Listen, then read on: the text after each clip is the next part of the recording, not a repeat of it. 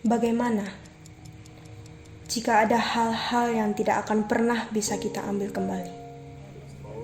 Kata-kata, pilihan hidup, bahkan kesalahanmu.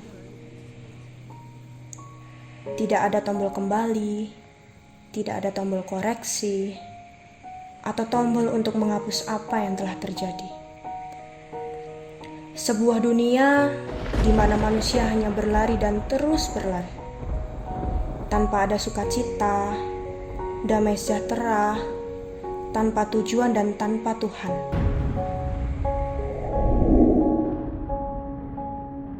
Mungkin seperti itulah dunia tanpa juru selamat. Hei, untungnya dunia seperti itu tidak pernah ada ya. Karena saat itu, di malam yang sunyi, di sebuah kota kecil, ada seorang anak telah lahir. Lahir untuk mengubah hati kita, memperbaiki segala kesalahan. Lahir untuk mengatasi suatu penderitaan, penyesalan, depresi, dan segalanya. Dia mengerti engkau, dia menyembuhkan engkau, dan dia yang menghubungkan jarak antara kita dengan Bapa di surga. Dia yang membawa kita pulang jika kita berserah penuh padanya, jika kita mengasihinya, dan jika kita mengikutinya. Itulah mengapa kita merayakannya hari ini. Itulah mengapa kita bersorak-sorai. Itulah mengapa dia lahir. Dialah Yesus, Sang Penyelamat umatnya.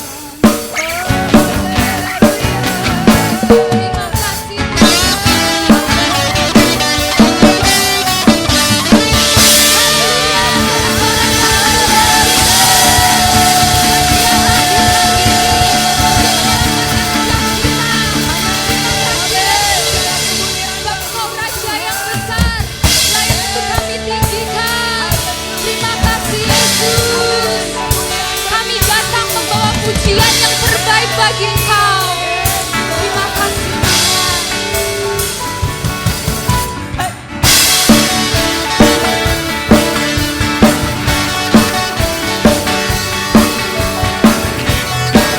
Mari setiap kau yang bersuka cita hari ini menyatakan pujian yang bersama. Kami datang bawa pujian bersama memuji-Mu Tuhan. Satukan suara dan nyanyikan sorak gemetar. Nyatakan gloria.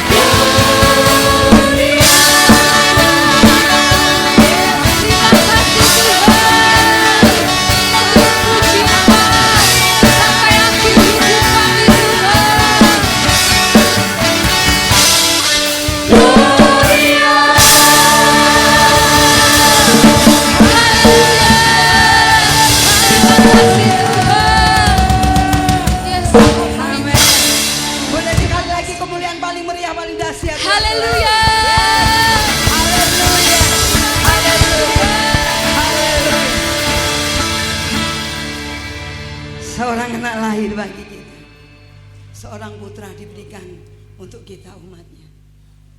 Lambang pemerintahan ada di bahunya. Dia disebut Bapa yang kekal, Allah yang ajaib, Allah berkasa, ya Yesus yang layak disembah. Hari ini, saat ini, apapun yang Bapak Ibu hadapi, ingat Yesus ada buat saudara untuk menyelamatkan kita semua. Haleluya. Mari persiapkan hatimu untuk kita boleh menyembah Dia. Sembah Dia. Dialah yang sanggup menyelamatkan kita semua. Haleluya.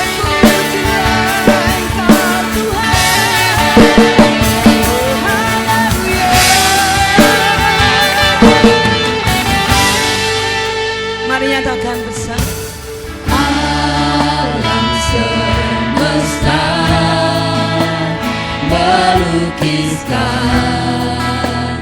kebesaran Tuhan. Bumi dan surga menyanyikan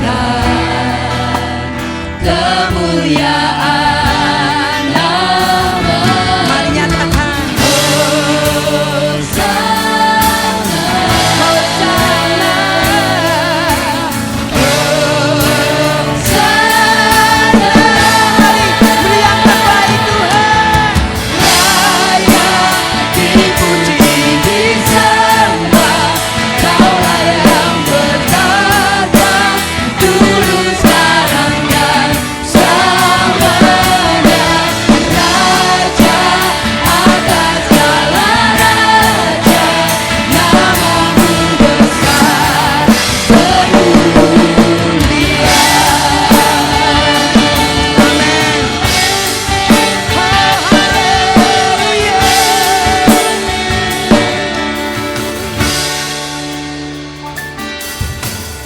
Alam semesta melukiskan kebesaran Tuhan. Yes. Menyanyikan kemuliaan namamu.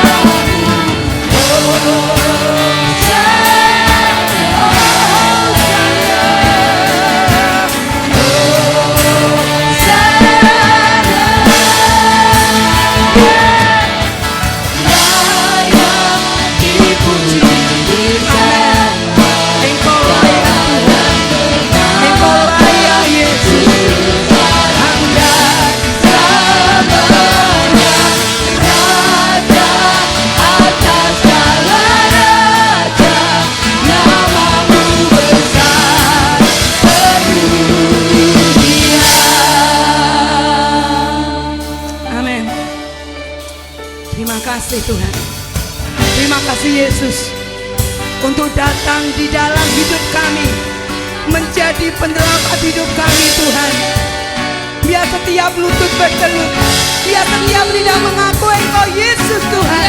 Engkau Raja, Engkau layak disembah. Kau Raja, Haleluya. Oh, kami bersyukur Tuhan. Kami bersyukur. Kasih setiamu dahsyat dalam hidup kami. Haleluya. Amin. Yes Tuhan.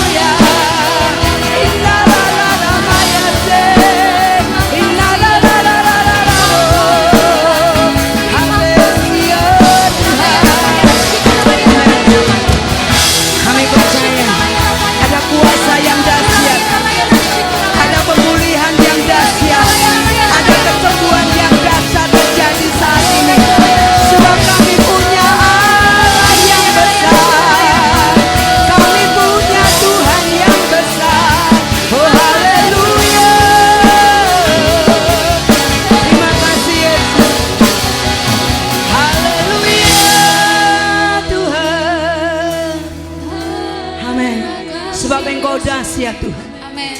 Perbuatan tangan-Mu ajaib bagi kami. Amin. Terima kasih. Kami percaya ada kuasa yang dahsyat terjadi saat ini. Yes, Lord. Pemulihan yang dahsyat terjadi. Amin. Kesembuhan yang dahsyat terjadi. Amin. Sebab itu Tuhan, dengan penuh keyakinan kami mau naikkan syukur kami di hadapan-Mu Tuhan. Yesus.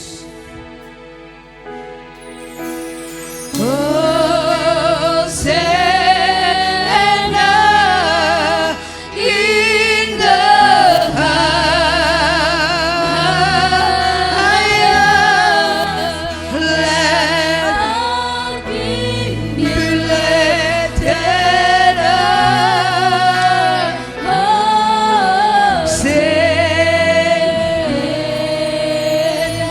Bisa lebih dahsyat lagi Bapak Ibu.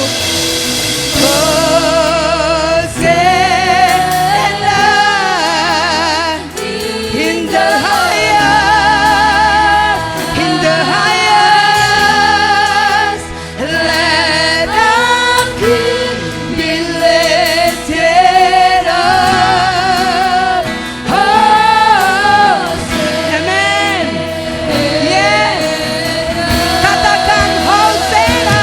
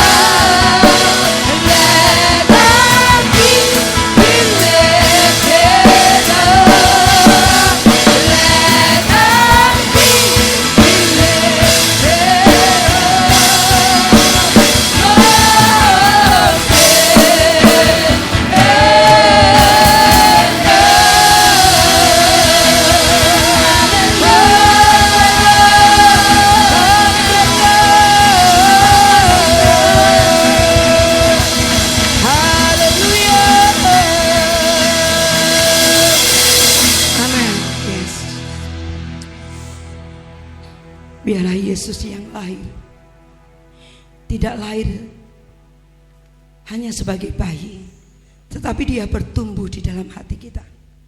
Dan biar terang kasih-Nya itu ada dalam hidup kita, dan kita terang. Kitalah terang itu, supaya setiap orang yang ada sekeliling kita melihat Yesus dalam kehidupan saudara dan saya. Amin.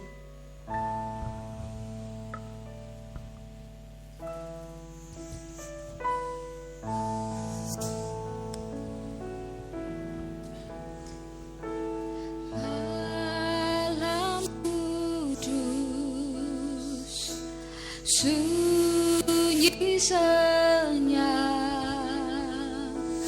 bintangmu gemerlap juru selamat manusia.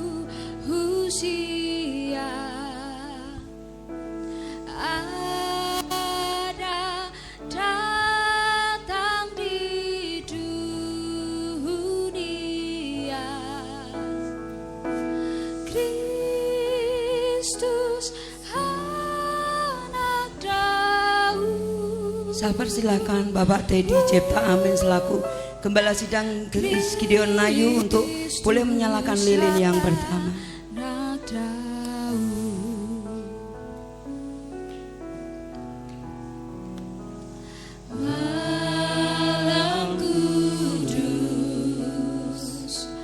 Kemudian saya persilakan Bapak Yohanes Sitangga selaku pendeta di gereja cabang Gumeng untuk menyalakan lilin yang kedua.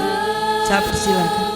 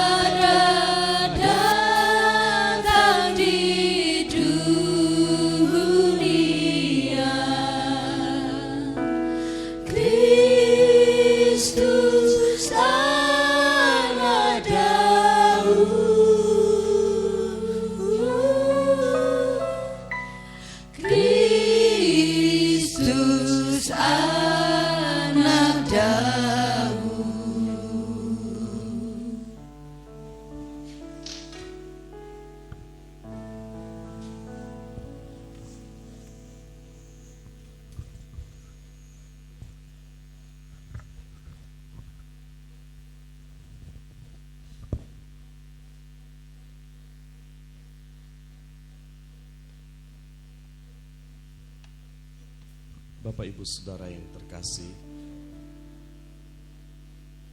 Tuhan Yesus berkata demikian, kamulah terang dunia. Dia tidak berkata kamu akan menjadi terang dunia, tapi kamulah terang dunia. Karena Kristus ada dalam hati kita. Amin. Karena Kristus ada dalam hati kita, terang itu ada di dalam diri kita, sehingga kita harus menjadi terang. Tetapi permasalahannya adalah banyak kali terang kita tidak bercahaya. Banyak orang Kristen terangnya tidak terlihat, padahal Tuhan katakan kamulah terang. Mengapa banyak orang Kristen terangnya tidak bercahaya atau redup?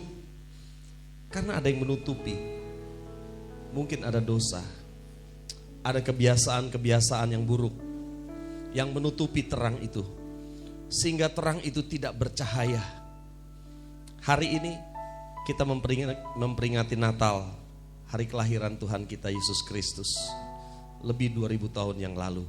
Biar ini menjadi satu event, satu momen yang penting dalam hidup kita. Kita melihat dalam diri kita, kalau ada dosa yang menutupi terang itu, biar saat ini kita mau datang kepada Tuhan. Kita berseru kepada Tuhan agar Dia menyucikan kita dari dosa-dosa kita. Amin, saudara. Mari kita berdoa.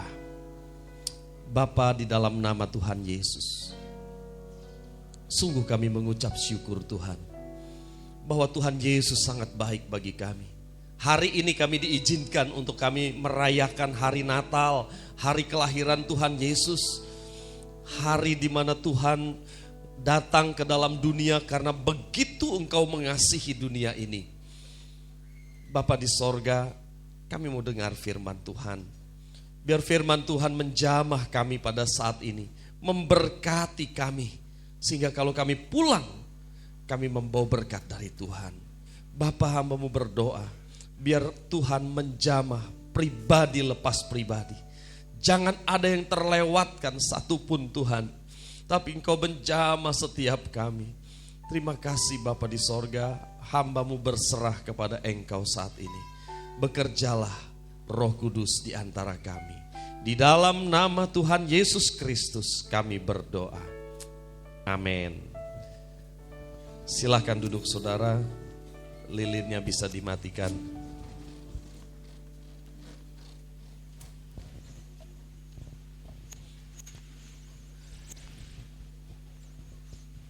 Shalom. Ya, puji Tuhan saudara, sukacita besar ada di tempat ini. Amin. Sama seperti 2000 tahun yang lalu ketika Yesus lahir, ada sukacita besar. Dan saya percaya ada sukacita besar di tempat ini. Amin saudara ya. Apalagi kalau kita menyerahkan diri kepada Tuhan, kita dibebaskan, kita dilepaskan, kita dipulihkan. Wow, sukacita itu menjadi sempurna dalam hidup kita. Saudara yang dikasihi Tuhan, saat ini firman Tuhan saya beri judul Yesus Penyelamat umatnya. Ya. Yesus penyelamat umatnya. Baik saudara, kita akan lihat Alkitab kita di dalam Matius pasal 1 ayat 21. Ya. Ia akan melahirkan anak laki-laki dan engkau akan menamakan dia Yesus, karena dialah yang akan menyelamatkan umatnya dari dosa mereka. Ya, terima kasih. Saudara, ayat ini adalah merupakan janji pertama di dalam Injil, di dalam perjanjian baru. Karena dalam Alkitab kita itu ada janji, ada perintah, ya, benar ya. Kita seringkali maunya janjinya, tapi perintahnya nggak mau, ya. Saudara, saya katakan bahwa ini adalah janji pertama di dalam kitab Injil atau di dalam perjanjian baru, saudara, ya. Malaikat pada waktu itu dengan jelas memberitakan hal yang paling utama yang akan dilakukan oleh Yesus di dalam kehidupan umat manusia, saudara, ya. Nah, kalau saudara memperhatikan ayat ini, agak sedikit membingungkan kalau saudara membaca mungkin berulang kali, ya. Karena dialah, siapa dialah saudara? Yesus, ya. Karena dialah Yesus yang akan menyelamatkan umatnya dari dosa. Apa hubungannya Yesus sama menyelamatkan umatnya dari dosa, saudara? Ya, apa hubungannya? Saudaraku yang dikasih tahu Tuhan, untuk memahami hal ini kita perlu mengetahui makna dari kata Yesus sendiri. Ya, mengapa diberi nama bayi itu Yesus? Yesus itu berasal dari bahasa Ibrani, saudara. Ya, Yesua, ya, Yesua, yang artinya adalah Yahweh menyelamatkan. Pada waktu itu orang-orang mengenal Allah dengan Yahweh, saudara. Tetapi mereka sendiri tidak berani menyebut Yahweh, ya. Tulisan itu YHWH, saudara. Kemudian kalau mereka pembacaan Taurat, kalau ada kata Yahweh mereka mengatakan Adonai mungkin, ya, Elohim begitu. Karena kata Yahweh itu begitu kudus bagi orang Yahudi. Nah, artinya adalah Tuhan menyelamatkan. Saudara, itulah arti kata Yesus. Sehingga kita bisa memahami, mengapa ayat ini dikatakan bahwa Yesus penyelamat umatnya. Karena memang arti kata Yesus itu adalah Tuhan menyelamatkan atau Tuhan adalah keselamatan, sama saudara, ya. Jadi saudara, melalui Yesus, anak yang akan lahir, yaitu Yesus Kristus, Allah akan menyelamatkan umatnya dari dosa-dosa mereka. Saya minta tolong saudara kasih garis bawah. Menyelamatkan umatnya dari dosa-dosa mereka, ya. Dari dosa, menyelamatkan dari dosa. Baik saudara, ada 3 hal penting yang ingin saya sampaikan pada pagi hari ini berkenaan dengan Yesus adalah penyelamat umatnya. Yang pertama, kita diselamatkan dari apa? Ini pertanyaannya saudara. Kita itu diselamatkan dari apa? Saudara, tadi saya katakan bahwa Yesus berarti Allah menyelamatkan dari apa? Itu pertanyaannya, ya. Kemudian dijawab oleh ayat itu, menyelamatkan umatnya dari dosa, ya, dari dosa mereka. Saudara yang dikasih Tuhan, melalui pelayanan Tuhan Yesus selama di muka bumi ini, Dia akan menyelamatkan kita dari dosa-dosa kita. Apakah Yesus sudah menjadi penyelamat saudara? Sudah? Apakah Yesus sudah menjadi penyelamat saudara? Kalau iya, ya saudara, ya, Dia telah menyelamatkan saudara dari apa? Ini pertanyaan saya. Kalau iya, saudara bilang, ya Yesus itu juru selamat saya. Saya tanya, Dia menyelamatkan saudara dari apa? Banyak orang berpikir begini, aku diselamatkan dari api neraka. Sehingga aku masuk sorga kalau mati. Ya. Tetapi saudara, saya mau katakan firman Tuhan sama sekali tidak berkata demikian. Janji Allah adalah bahwa kita diselamatkan dari dosa, bukan dari api neraka, saudara. Loh, kok begitu, Pak? Saudara, neraka itu adalah akibat dari dosa. Ya. Jadi Yesus akan menyelamatkan saudara dan saya, kita dari apa? Dosa. Kemudian setelah dia menyelamatkan kita dari dosa, kita masuk kepada hidup yang kudus. Sedangkan neraka itu adalah akibat, saudara. Orang yang berdosa, akibatnya dia masuk neraka. Orang yang sudah dipindahkan ke dalam terang, hidup kudus, maka akibatnya dia masuk sorga. Paham saudara sekarang? Mengapa Alkitab katakan kita diselamatkan dari dosa, bukan diselamatkan dari neraka? Karena neraka atau sorga itu adalah akibat, saudara. Ya, akibat saudara dikuduskan, saudara masuk sorga, begitu. Saya mau memperjelas begini. Kalau saudara ditanya ya, apakah saudara sudah selamat? Saudara jawab bagaimana? Saudara yakin saudara sudah selamat? Yakin? Benar? Apa yang ada dalam pikiran saudara? Begitu saya tanya, apakah saudara sudah selamat? Saudara bilang, yakin. Saya tanya, apa yang ada dalam pikiran saudara sebenarnya? Ketika saudara ditanya, apakah saudara sudah selamat? Ya, yakin. Yang dalam pikiran kita itu begini, kalau aku mati hari ini, aku masuk sorga. Ya, benar apa enggak saudara? Iya kan? Atau ada yang lain, berpikiran lain? Kalau saya tanya saudara, hari ini saudara mati, saudara masuk sorga. Itu yang ada dalam pikiran kita ketika saya bertanya apakah saudara sudah selamat. Saudaraku yang dikasihi Tuhan, Alkitab tidak mengatakan bahwa dia menyelamatkan saudara dari neraka. Tetapi dia menyelamatkan kita dari dosa-dosa kita, sehingga kita hidup dalam kekudusan. Nah sekarang saudara bisa menyebutkan dosa? Daftar dosa apa aja? Bohong, merampok, gitu ya, serakah, tamak, apalagi saudara? Amarah, ya. Kalau marah mungkin belum tentu berdosa, tapi kalau amarah itu lain, saudara ya. Jadi saudara mungkin bisa mendaftar banyak dosa. Nah, kalau saudara sudah mendaftar banyak dosa dan Yesus menyelamatkan kita dari dosa, pertanyaannya saya bisa ubah, saudara. Apakah saudara sudah diselamatkan dari amarah? Kan gitu kan, saudara ya. Apakah saudara sudah diselamatkan dari dosa-dosa seksual? Apakah saudara sudah diselamatkan dari kebencian hidup? Apakah saudara sudah diselamatkan dari kepahitan di dalam hati saudara? Apakah saudara sudah diselamatkan dari kebiasaan berbohong? Apakah saudara sudah diselamatkan dari dosa lidah? Apa itu? Fitnah, apalagi saudara?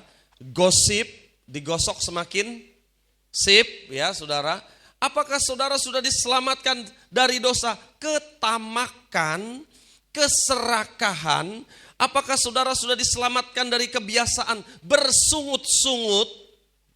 Ini pertanyaannya saudara. Saudara kalau belum, terus pengertian saudara tentang diselamatkan apa? Karena Alkitab jelas mengatakan kita diselamatkan dari dosa. Diselamatkan dari ketamakan, kebiasaan jelek, kebiasaan bohong, kebiasaan bersungut-sungut. Ini loh saudara, dia akan mentransformasi, mengubah hidup kita saudara. Ya, inilah yang dilakukan oleh Tuhan. Yesus datang untuk menyelamatkan umatnya dari apa saudara? Dosa. Amin. Ya, itu dia. Ini adalah perkara penting. Hal yang kedua,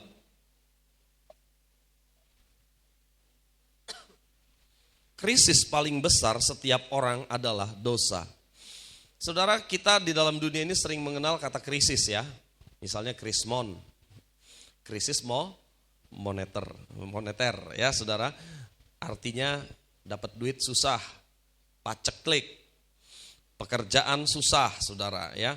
Tapi saudaraku yang dikasih Tuhan, dari krisis-krisis yang kita alami, saya mau kasih tahu sesuatu, bahwa krisis dosa itu yang paling berat. Ya, krisis paling besar setiap orang adalah dosa. Tadi pagi saya kasih ilustrasi. Kalau saudara punya anak 4 nih, ini hari tanggal 25 ya. Duit saudara tinggal 5.000. Ini tahun 2022 saudara. Gajian masih minggu depan. Saudara dalam masalah enggak? Saudara dalam masalah? Bagaimana bapak-bapak, ibu-ibu? Duit saudara tinggal 5.000 loh. Anak saudara 4 loh. Gajian masih minggu depan. Ini masalah. Masalah finansial. Betul kan saudara? Ya, ini masalah saudara. Kalau saudara punya hutang, besok saudara ditagih, harus bayar 100 juta. Saudara nggak punya uang. Masalah nggak? Masalah. Kalau saudara divonis dokter bilang gini, aduh maaf pak, penyakit bapak, penyakit ibu, ini nggak ada obatnya. Saudara syok dengar dokter ngomong gitu, kaget, krisis, penyakit. Iya kan saudara? Saudaraku yang dikasih Tuhan, tetapi dari semua krisis-krisis itu saudara, baik itu sakit penyakit, baik itu finansial atau apa saja saudara, saya mau katakan begini, bahwa krisis yang paling besar adalah krisis dosa, masalah dosa. Banyak orang Kristen tidak menyadari masalah ini saudara. Mereka pikir duit itu paling penting. Kalau nggak ada duit udah susah aku. Mereka nggak berpikir tentang dosa. Makanya banyak orang mau mendapatkan uang dengan cara-cara yang tidak benar. Mereka dapat uang tapi dengan misalnya berbohong, misalnya korupsi dan sebagainya. Mereka pikir dapat uang itu lebih baik daripada dosa. Dosa diabaikan. Saudaraku yang dikasih Tuhan, Alkitab mengatakan bahwa dosa itu adalah krisis yang paling besar, saudara. Saudara percaya? Atau baru sadar bahwa dosa itu adalah yang paling berbahaya, paling besar, saudara, masalahnya ya. Saudaraku yang dikasih Tuhan, kenapa Yesus mati di atas kayu salib? Kenapa Yesus datang ke dalam dunia ini? Kalau cuman mau menyembuhkan orang sakit, saudara, kalau cuman mau memenuhi kebutuhan finansial kita, Yesus tidak perlu mati di atas kayu salib. Ketika murid-murid Tuhan Yesus disuruh bayar pajak, saudara, mereka nggak punya uang. Tuhan bilang apa? Mancing, nanti di mulut ikan ada duit. Iya kan saudara? Mujizat, terus bayarkan pajaknya. Saudara, Tuhan bisa bikin mujizat keuangan sebelum dia mati di atas kayu salib. Yesus pernah membangkitkan orang mati? Pernah saudara. Menyembuhkan orang sakit? Banyak saudara. Membuat mujizat, air menjadi anggur, terjadi. 5 roti dan 2 ikan memberi makan 5.000 orang, terjadi. Tuhan bisa melakukan banyak hal saudara. Dan saudara perhatikan, sebelum Yesus mati. Tetapi ada satu perkara yang tidak bisa dilakukan oleh siapapun. Hanya bisa dilakukan oleh Yesus di atas kayu salib. Yaitu menyelamatkan umatnya dari dosa. Jadi saudara lihat betapa seriusnya masalah ini. Betapa seriusnya masalah dosa ini saudara. Kalau masalah penyakit, gak perlu Yesus mati di atas kayu salib. Masalah finansial, masalah mujizat-mujizat yang lain, gak perlu Yesus naik ke atas kayu salib. Tetapi saudara, masalah dosa itu adalah masalah paling besar. Yesus harus mati di atas kayu salib untuk menyelamatkan saudara dan saya. Amin saudara? Amin. Itu sebabnya dia datang ke dalam dunia ini. Dan tujuannya dirangkum dalam Matius 1 ayat 21, yaitu menyelamatkan umatnya dari dosa, saudara ya. Baik, selanjutnya saudara, hal yang ketiga, pengampunan saja tidak cukup. Banyak orang atau penginjil atau pemberita Injil mengatakan bahwa pengampunan itu udah paling penting. Saya bilang pengampunan gak cukup. Pengampunan tanpa transformasi, pengampunan tanpa kuasa mengubah atau melepaskan dosa, itu sama sekali bukan kabar baik, saudara. Sama sekali bukan kabar baik, padahal Injil adalah kabar baik. Saya kasih contoh begini, saudara. Saya kasih contoh. Gak cukup saya bilang pengampunan saja, ya. Misalnya saya seorang bapak nih, di situ ada sumur kosong. Saya pesan sama anak saya bilang, nak, jangan main deket-deket situ, nanti kamu kecemplung sumur. Itu ya, itu ada sumur kosong. Dia bilang, iya pak, katanya. Tapi dia main tetap di situ, walaupun dia ngomong iya, tapi dia tetap main di situ, saudara. Ya, akhirnya dia kecemplung di situ, saudara. Begitu dia kecemplung, dia bilang, Pak, tolong saya. Karena dia gak bisa naik. Kemudian saya dengar, kok anak saya manggil-manggil ini. Kemudian saya lihat, wah anak saya kecemplung sumur. Gitu ya. Dia melanggar gak, saudara? Dia melanggar omongan saya, betul kan? Kemudian dia bilang begini sama saya, Pak tolong saya pak, maafin saya ya pak ya. Gak dengar omongan papa. Saya bilang, oke lah, saya ampuni. Ya, papa maafin kamu. Terus saya pergi. Begitu saudara?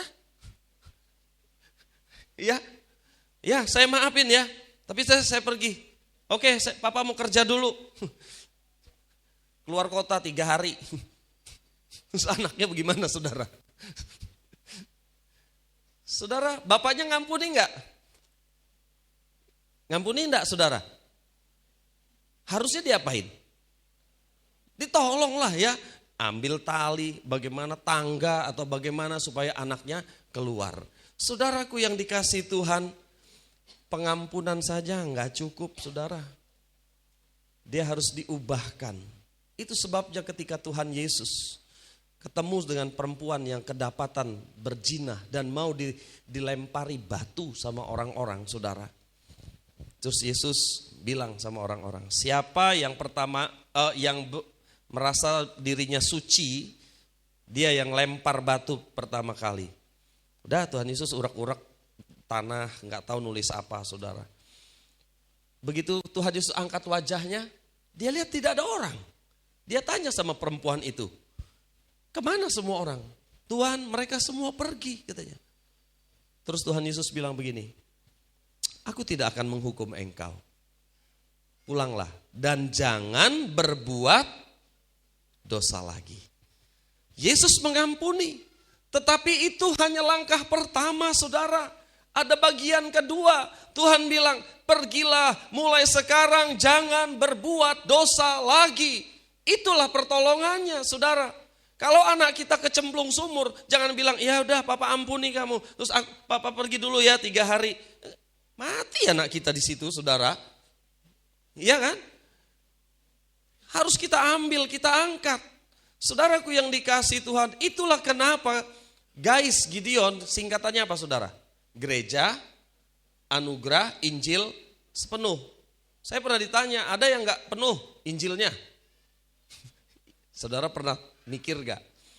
Injil sepenuh, berarti ada yang gak penuh. Ya, saya kasih tahu, ada saudara yang gak penuh. Yang cuma memberitakan pengampunan aja tanpa perubahan. Itu gak penuh. Ya, tapi saudara, Injil yang sepenuh itu adalah memberikan pengampunan tetapi juga menolong dia, mengangkat dia dari lumpur dosa. Dan Tuhan berkata, jangan berbuat dosa lagi. Amin saudara. Paham ya saudara ya. Jadi saudara, apa yang harus kita lakukan? Yang pertama, saya ambil poin yang tadi, jangan berbuat dosa lagi ya. Yang pertama adalah jangan berbuat dosa lagi. Ya, slide selanjutnya, tolong. 1 Yohanes 2 ayat 1.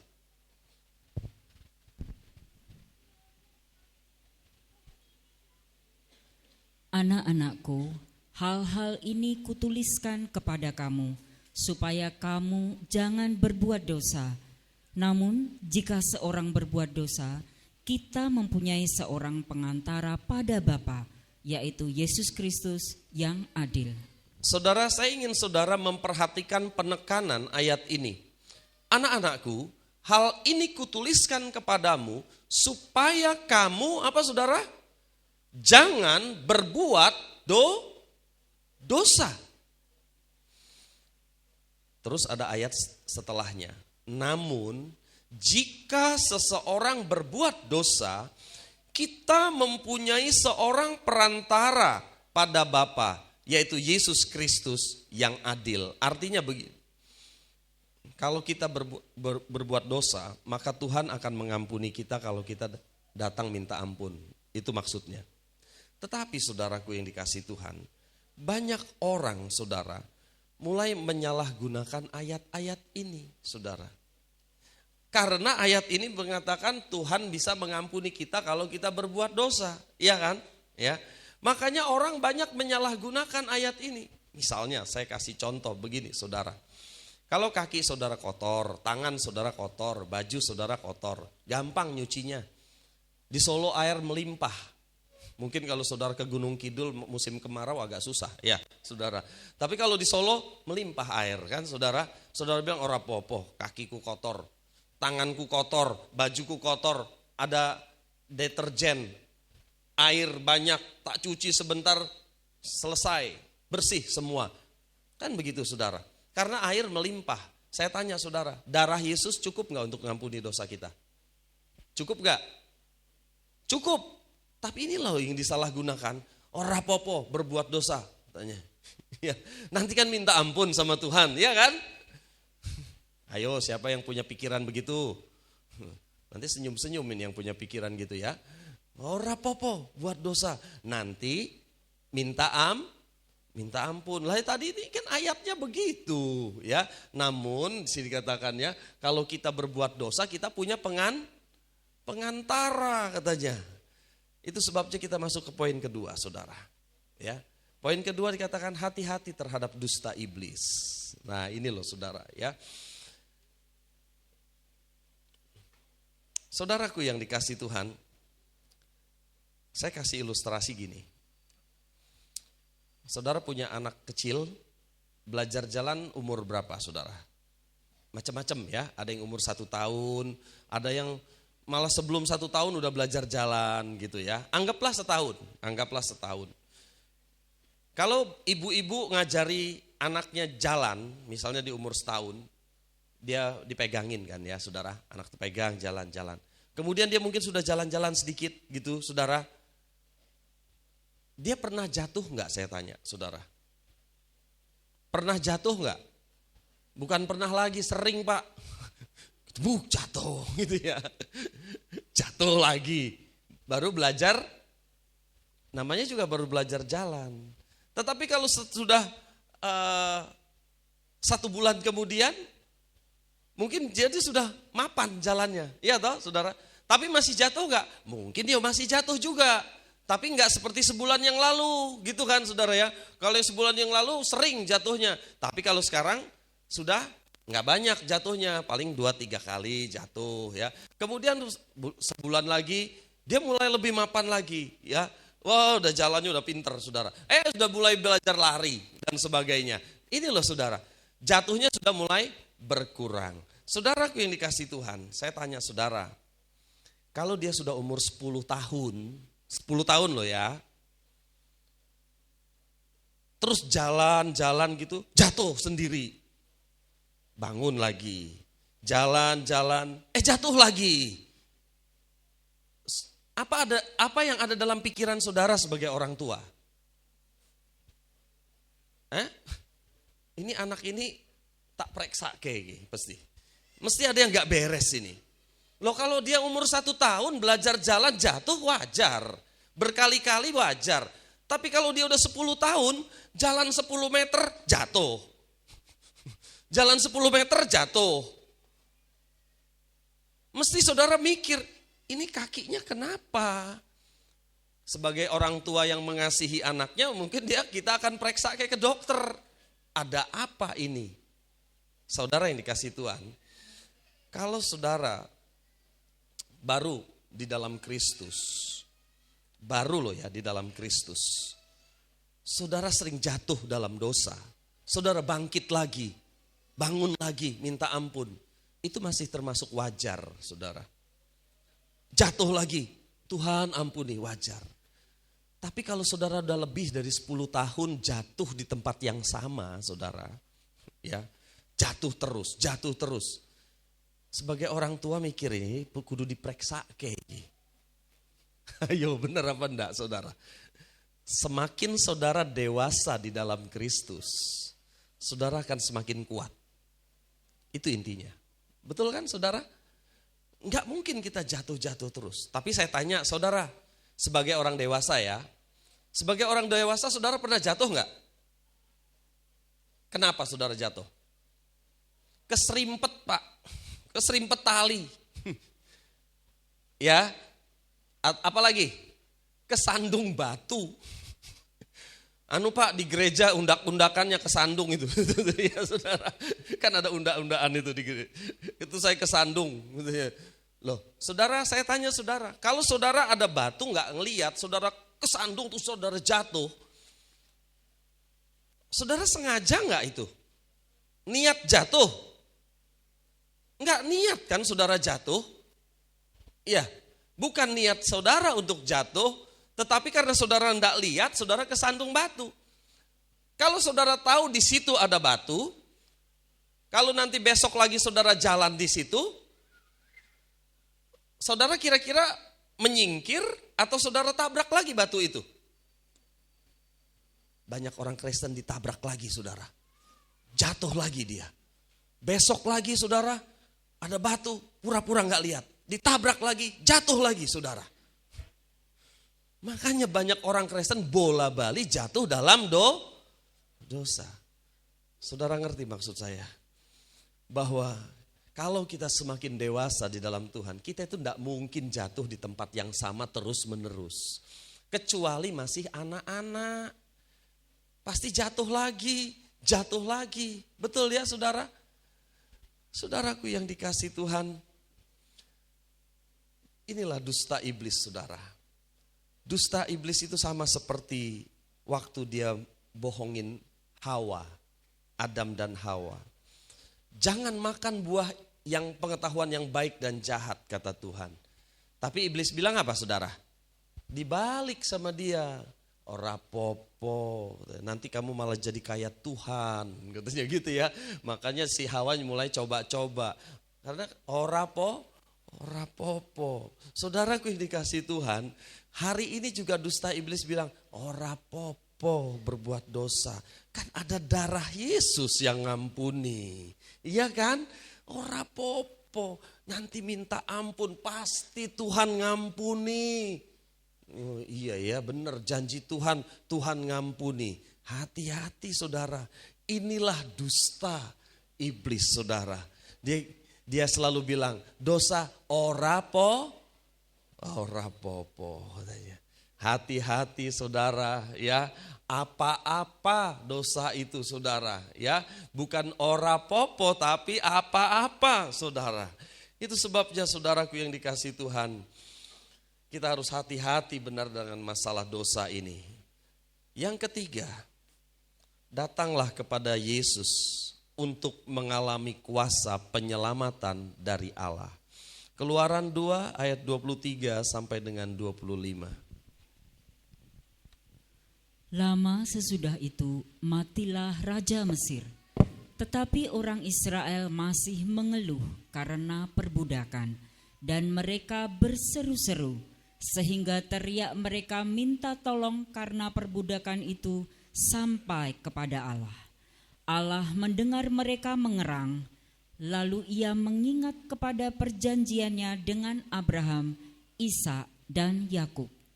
Maka Allah melihat orang Israel itu dan Allah memperhatikan mereka. Ya, terima kasih. Saudara, ketika bangsa Israel di Mesir mereka jadi budak, saudara. Aduh, betapa menderitanya mereka karena perbudakan di Mesir. Oh, mereka sangat menderita, saudara, di perbudak. Akhirnya apa? Mereka mengeluh karena perbudakan. Mereka berseru kepada Tuhan. Mereka teriak-teriak minta tolong. Dan mereka di sini dikatakan mengerang. Ya, tulisannya kok hilang. Ya. Jadi saudara lihat, mereka mulai berseru, mengeluh, teriak minta tolong. Mereka mulai mengerang, saudara. Kenapa? Akibat daripada dosa. Kemudian apa yang ayat itu katakan? Allah mendengar mereka mengerang, lalu ia mengingat. Perhatikan, Allah mengingat kepada perjanjiannya dengan Abraham, Ishak dan Yakub. Maka Allah melihat orang Israel itu dan Allah memperhatikan mereka. Saudara, Allah mengingat perjanjiannya dengan Abraham, Ishak dan Yakub. Hari ini saudara, kalau ada di antara saudara diperbudak oleh dosa, diperbudak oleh kuasa kegelapan, sehingga saudara menderita. Saya katakan akibat daripada dosa itu adalah penderitaan. Mungkin menikmati dosa sejenak, sebentar, nikmat rasanya. Tetapi akibatnya saudara, akibatnya adalah penderitaan yang berkepanjangan. Itu adalah akibat daripada dosa, saudara. Ya, kemudian saudara mulai merasakan tambah hari tambah tertekan, tambah hari tambah tertekan. Tekanan hidup terlalu berat bagi hidup saudara. Akibat dari dosa. Dan saudara mulai berseru, Tuhan tolong saya. Saudara mulai mengerang, Tuhan tolong saya. Saudara mulai mengeluh, Tuhan betapa beratnya hidup ini. Itu kan seperti itu saudara. Saya mau kasih tahu sesuatu. Saya tadi bilang, janji pertama di dalam perjanjian baru adalah Allah akan menyelamatkan, Yesus akan menyelamatkan umatnya dari dosa. Itu adalah janji pertama dalam perjanjian baru. Ketika saudara mengerang, ketika saudara berseru-seru kepada Tuhan, maka dia akan mengingat perjanjiannya yang dia katakan melalui malaikat. Bahwa Yesus akan menyelamatkan umatnya dari dosa-dosa manusia.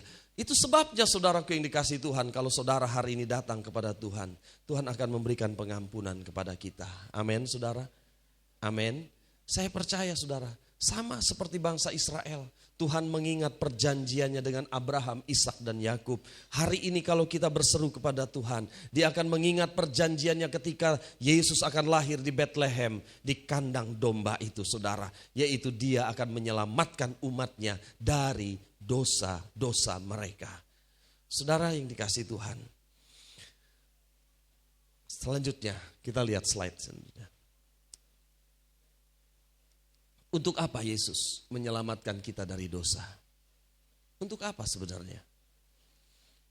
Untuk mengubah kita dari hamba dosa, dulu saudara diperbudak, menjadi hamba Allah. Dulu saudara senang melakukan dosa, mau berhenti gak bisa. Namanya juga budak dosa saudara. Tapi ketika Yesus melepaskan kita saudara, sekarang kita melakukan kehendak Tuhan. Amin. Dulu kita melakukan kehendak iblis. Sekarang kita melakukan kehendak Tuhan. Slide terakhir. Ada pertanyaan yang ingin saya tanyakan kepada saudara. Coba jawab pertanyaan ini ya.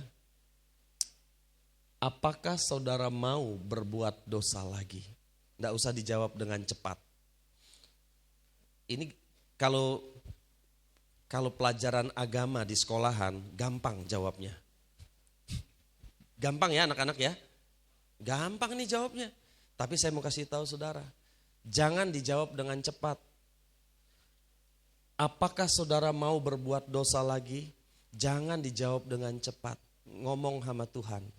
Tuhan, dengan hati nurani yang murni, aku mau berhenti berbuat dosa. Dan saudara harus lakukan. Bukan cuma jawaban-jawaban kayak soal agama di sekolahan.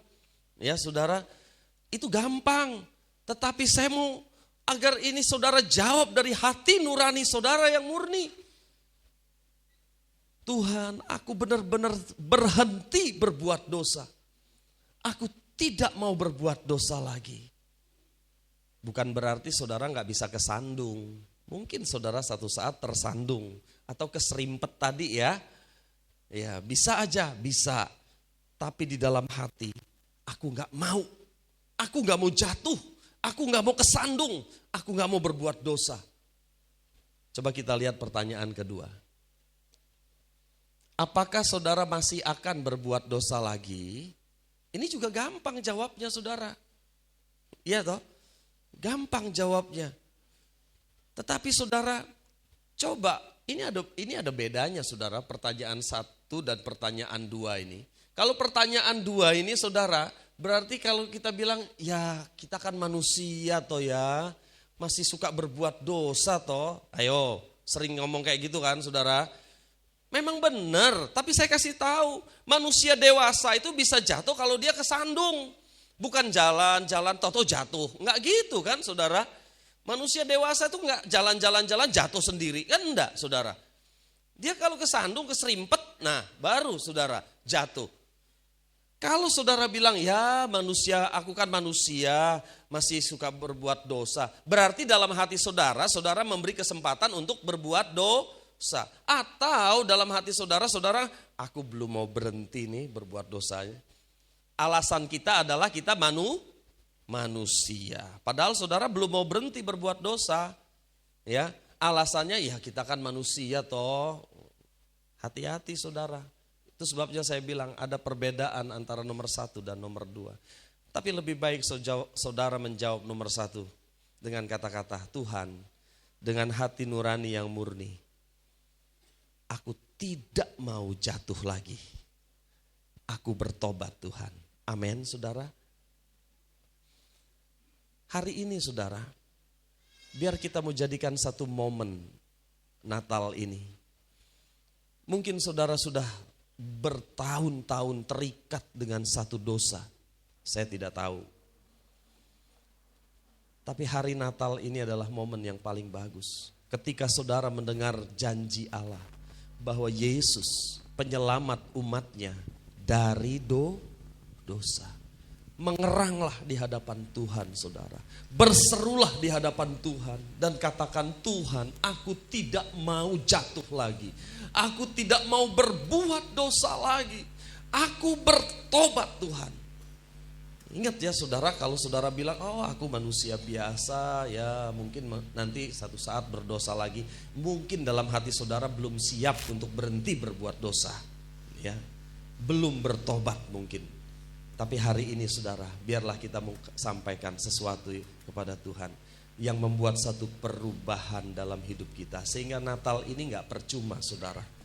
Hari Natal ini saudara, walaupun kita rayakan secara sederhana, tetapi ada sukacita dalam hati kita karena Tuhan membebaskan belenggu-belenggu dosa kita. Amin saudara, Dia mampu melepaskan saudara. Kalau saya gak mampu, Yesus yang ada di sini, Dia mampu melepaskan hidup saudara. Amin. Sejauh timur dari barat.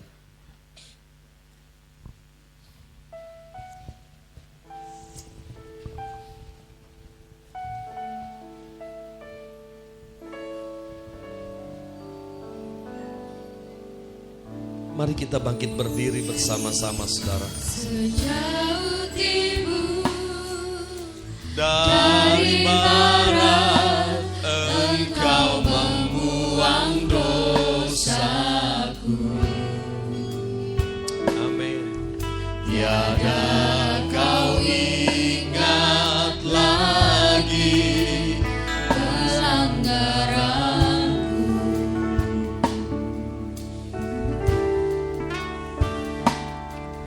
jauh ke dalam tubir laut. Kau melemparkan dosaku.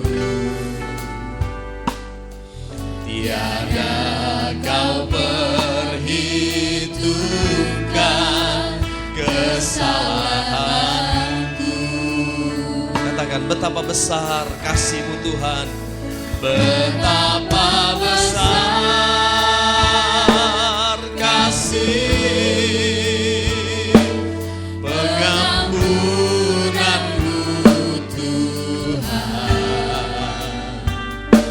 Tak Kau pandang hina hati yang hancur.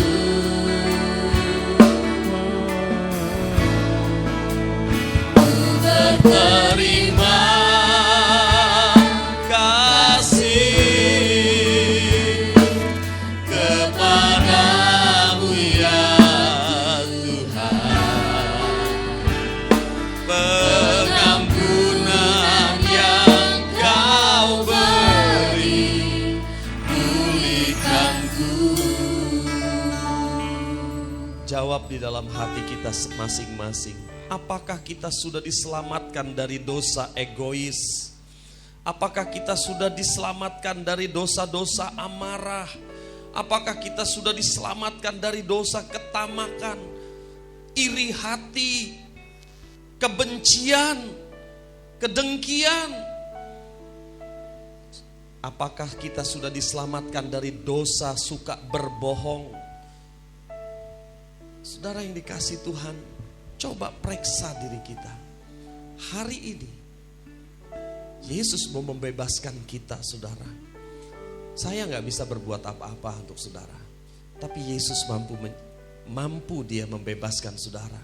Karena ini adalah janjinya yang pertama, bahwa Yesus akan menyelamatkan umatnya dari dosa-dosanya.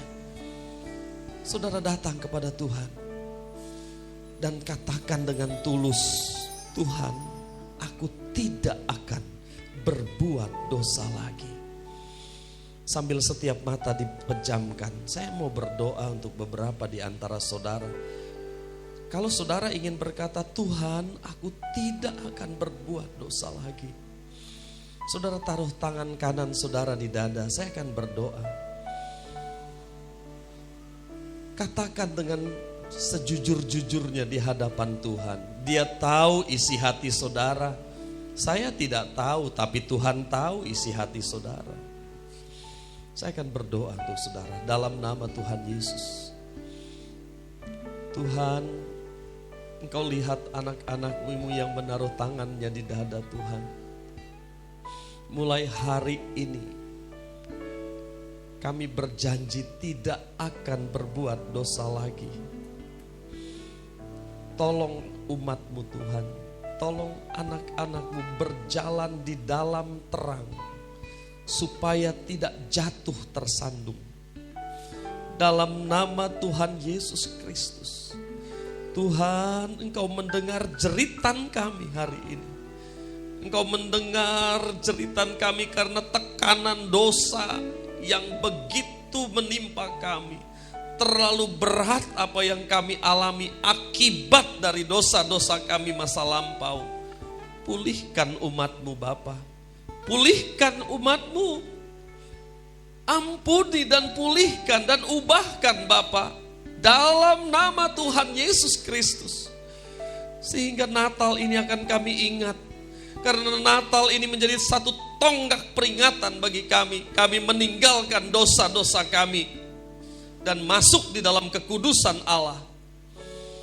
Terima kasih Bapa di sorga untuk memberkati umat-Mu pada saat ini, untuk menggenapi janji-Mu, mengampuni kami dari dosa dan mengubah hidup kami. Di dalam nama Tuhan Yesus, haleluya. Kita mengucap syukur dengan nyanyikan refnya lagu ini.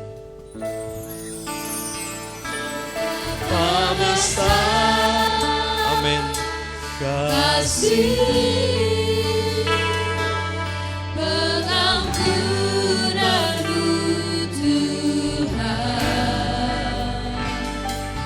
tak Kau pandang hina hati yang hancur.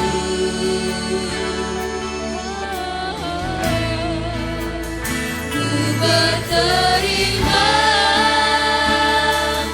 kasih.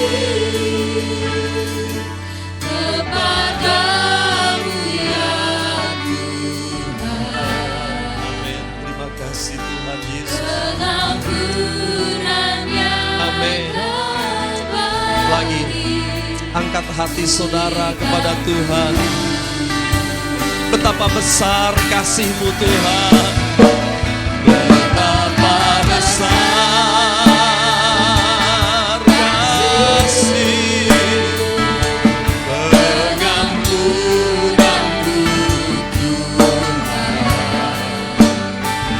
Kau pandang hina hati yang hancur.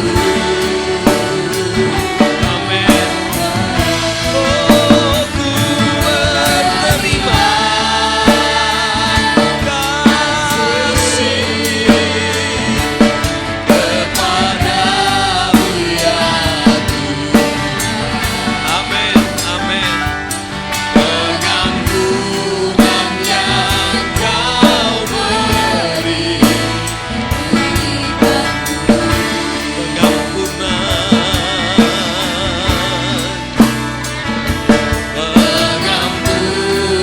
yang sekali lagi, oh pengampunan,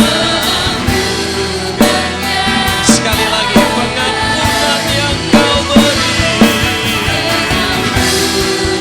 yang Kau beri.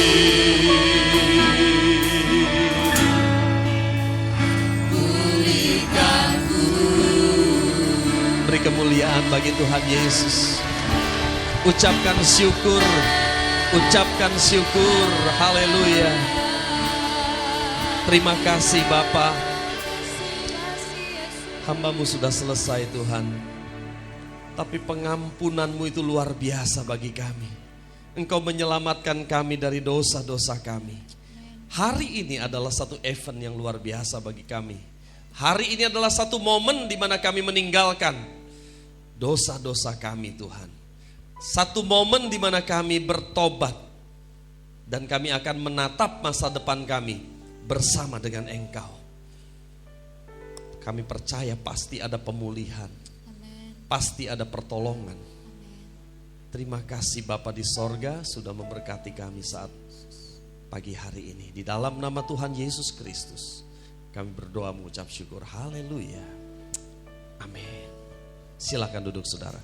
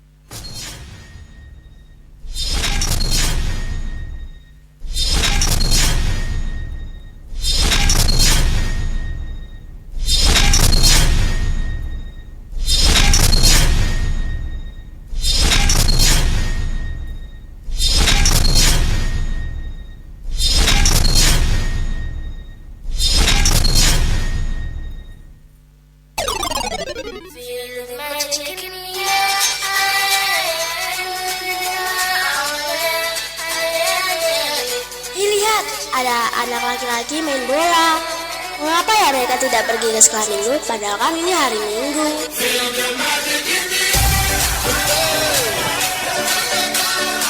Magic System, Red One, Shawty.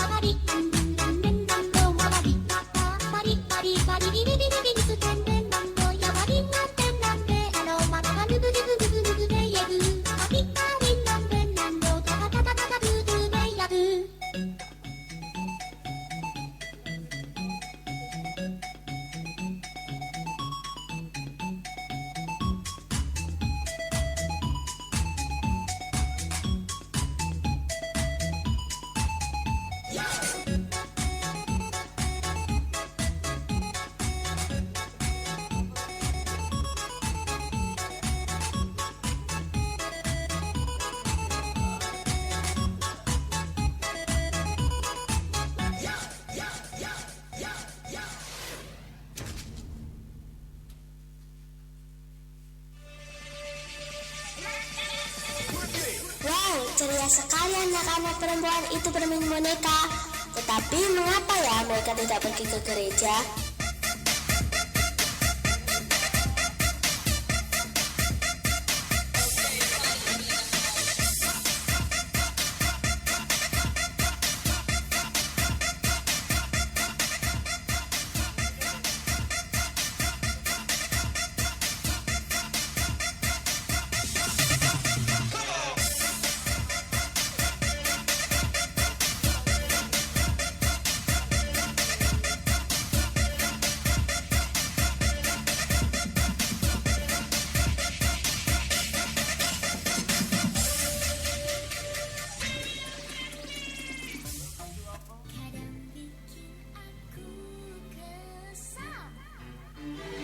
Tiba-tiba aku melayang, menembus lapisan awan.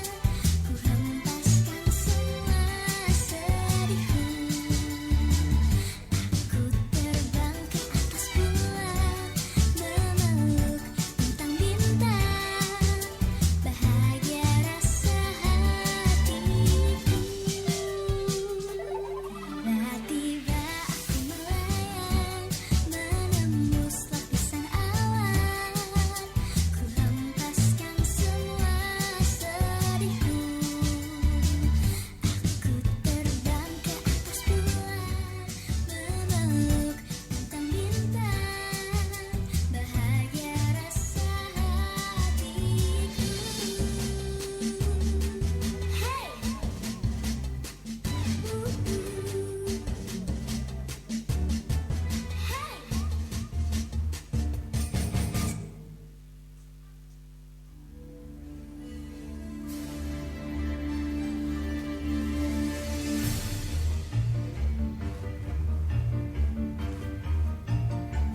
Lihat di belakang itu ada anak-anak membawa Alkitab. Mereka bersama-sama akan pergi ke sekolah minggu. Mereka terlihat sangat bersukacita.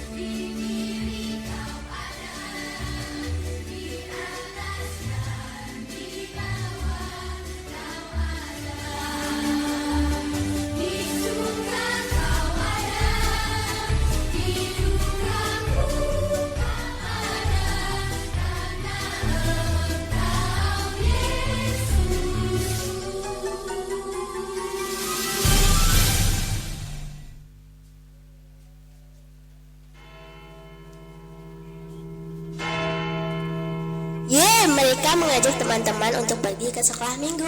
Yuk teman-teman, kita pergi ke sekolah minggu yuk. Hari ini hari Natal loh, hari ulang tahunnya Tuhan Yesus. Yuk kita merayakan Natal bersama-sama.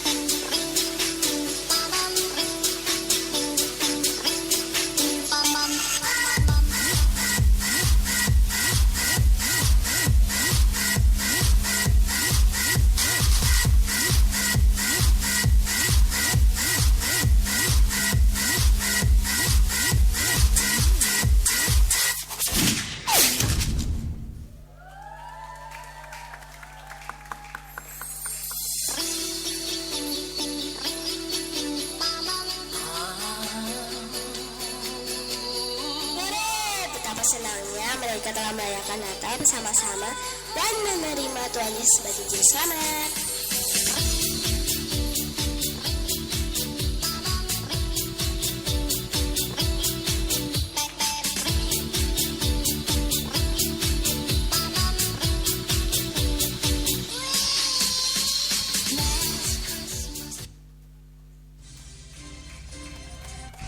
Demikianlah persembahan drama musikal dan flash mob anak-anak sekolah minggu di Nayo. Kami mengundang teman-teman semua untuk ikut ibadah sekolah minggu. Tuhan Yesus memberkati dan selamat Natal.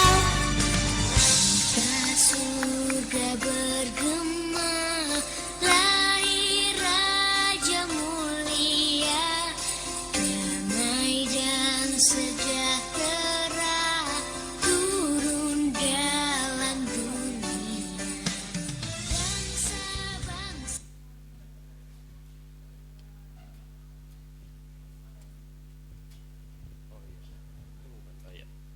Luar biasa anak-anak kita, saudara. Iya, tepuk tangan untuk mereka sekali lagi. Ya, puji Tuhan. Kita akan dengarkan pengumuman. Mari saya persilakan.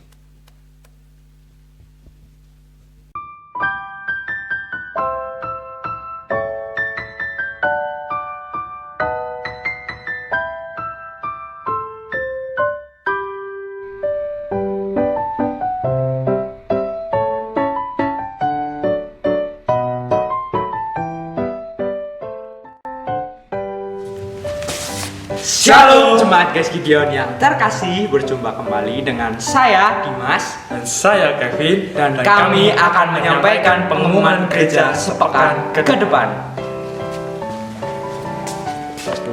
Pengumuman yang pertama datang dari ibadah akhir tahun. Ibadah akhir tahun akan ditiadakan dan diganti dengan ibadah awal tahun yang pelaksanaannya pada tanggal 1 Januari 2023 yang akan dilaksanakan sebanyak 3 kali, yaitu pukul setengah 7 pagi, jam 9 pagi, dan 5 sore. Dan jangan lupa untuk tetap menaati protokol kesehatan. Pengumuman yang kedua datang dari Natal Komisi Pria dan Keluarga.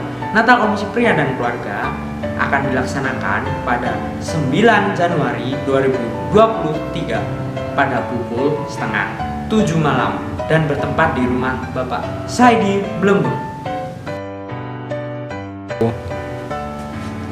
Pengumuman yang ketiga datang dari Natal Tunas Remaja. Natal Tunas Remaja akan diadakan pada Kamis 5 Januari 2023 bertempat di gereja jam 4 sore. Pengumuman keempat datang dari Natal Komisi Orang Muda yang akan diadakan di Pantai Srili dan berkumpul di gereja jam setengah. Dan sekian pengumuman gereja untuk minggu ini. Tuhan Yesus memberkati. Merry Christmas and Happy New Year.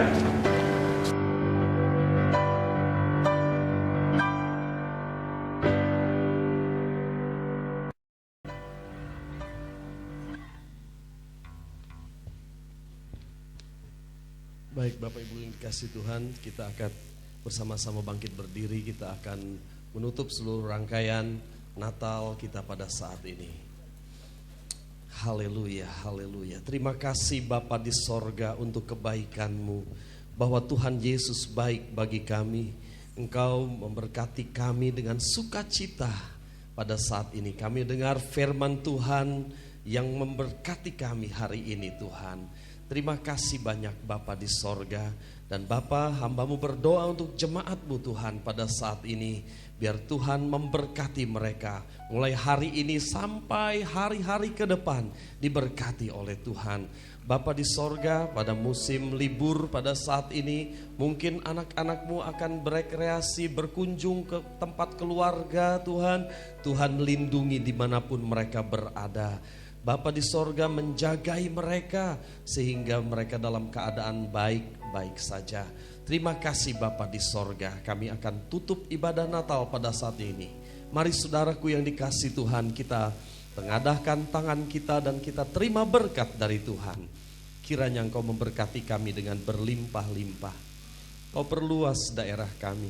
Kiranya tangan-Mu yang kuat menyertai kami dan melindungi kami daripada malapetaka, sehingga kesakitan tidak menimpa hidup kami. Saudaraku yang dikasih Tuhan, pulanglah sekarang dengan membawa berkat yang besar dari Allah Bapa, Allah Anak dan Allah Roh Kudus yang senantiasa menyertai kita, membimbing kita dan memimpin kita dari kemenangan kepada kemenangan, mulai saat ini sampai selama-lamanya. Di dalam nama Tuhan Yesus Kristus kami terima seluruh berkat Allah sepanjang minggu ini. Haleluya. Amin. Silakan duduk saudara.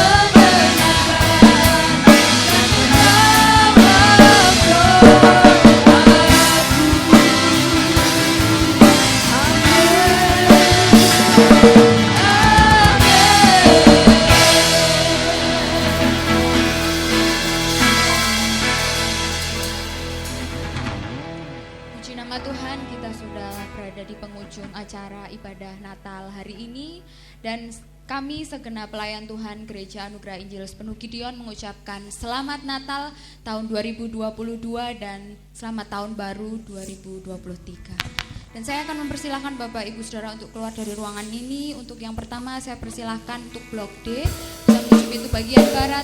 Selamat pulang, Tuhan Yesus memberkati.